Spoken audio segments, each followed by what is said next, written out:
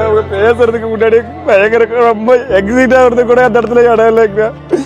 ஒரு வீட்டை உடச்சி ஒரு சின்ன கை குழந்தை தூக்கி நாங்கள் தான் உள்ள போட்டது. குழந்தை நல்லா மூச்சே விட முடியலடா.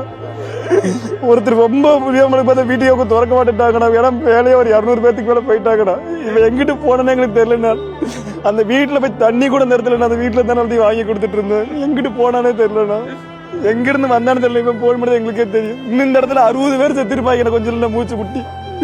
அவ்வளவு சின்ன இடம். அந்த இடத்துல எக்ஸிட் ஆகிறதுக்கு ஒரு சின்ன சந்து கூட இல்லைங்கண்ணா. எப்படி போனாலுமே இங்கிருந்து கோதூர் ரோட்டுக்கு போட்டு அதை விட்டு நான் முடியப்ப கோயில் தானே வரணும். இடத்துல சந்து கூட இல்லைண்ணா. எப்படின்னா போறது ரவுண்ட் நடந்தா கொடுத்துருந்தா கூட ஏதாவது உயிர் தப்பிக்கிறதுக்கு எங்கிட்ட தூக்கிட்டு போயிருக்காங்க எல்லாத்தையுமே. அந்த சின்ன சந்திர இங்கிட்ட கொண்டு போக முடியல, அங்கிட்ட கொண்டு போக முடியல. ஒரு சின்ன குழந்தை எங்க முன்னாடி ஃப்ரெண்டு முன்னாடி மண்டை உடச்சு ரத்தம் இருக்காருன்னா காப்பாத்துக்கு நாங்க இருந்து குழந்தைய கூட எங்களை தூக்க முடியும். நான் வந்து போக முடியல. இல்லை நாங்களும் செத்துருப்போங்கண்ணா.